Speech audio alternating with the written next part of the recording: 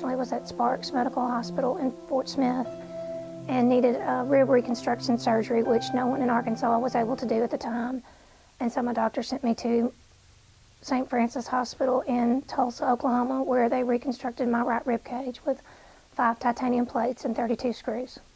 The helplessness that people feel at the time of a crime and being violated, nobody wants to be helpless. It's almost like being like a little baby all over again.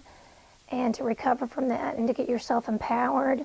And then what's really critical is that people believe you when you tell your story about what happened, and many victims find that they're not believed.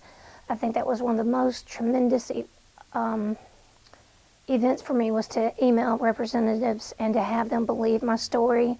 And one in particular was said that she would be a champion for that, and that is Representative Charlotte Douglas. But I wanted things to be better for future victims of crime in Arkansas. And Representative Douglas was gracious enough to say, I'll be their champion. So we knew my event was over, except for my own personal recovery.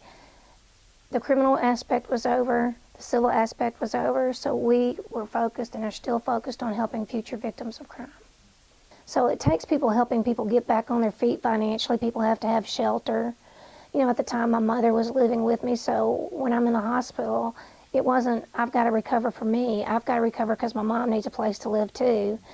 But then what happens is when people in society, especially strangers, step up and believe your story and then support you, the recovery just grows by leaps and bounds. So there's almost a network of support within the circles of people when they start sharing their stories with each other informally even. No, when I first met Representative Douglas, I couldn't speak. I sat on a couch and cried, and my older sister did all the speaking. I have seen an evolution in her. This process has empowered her to recover. 2 weeks ago, I spoke before 2,100 high school kids at the Alma Gym about teen dating violence. And that came directly from one of the bills that we passed. You know, through the education piece that we passed, this is going to hopefully, what we're calling break the cycle, is the training that we're doing through the Attorney General's office. And maybe that's going to save some lives in the future.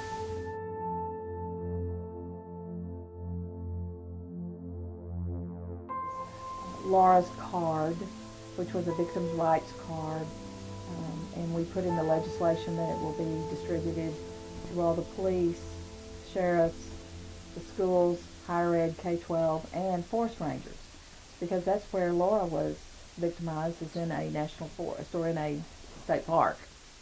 So we wanted to use that as well.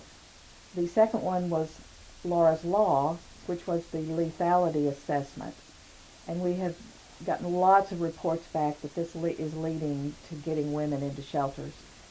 The lethality assessment is as much about the victim understanding they are in danger. And when they have to answer those questions and do those check boxes, and then you see the results, it opens their eyes. And sometimes they'll ask for services at that point. People are understanding their rights. They are getting to the shelters, and then if more people are reporting, then that means more people are getting the card, because it's mandated, every victim. But we have had a number of phone calls over the past several months where someone will call us and they will have just experienced an incident of domestic violence, and they tell us, I'm calling because your number was on this card. So I would say that we definitely have received more callers or more clients than we otherwise would have had this card not been given out. Everybody needs to understand the power of getting your message out, no matter how young, old. We saw students, we saw Laura, and contact somebody that can help you. It may be a legislator, it may be a shelter operator, but do not hold your questions or your ideas about what change needs to be, and be bold.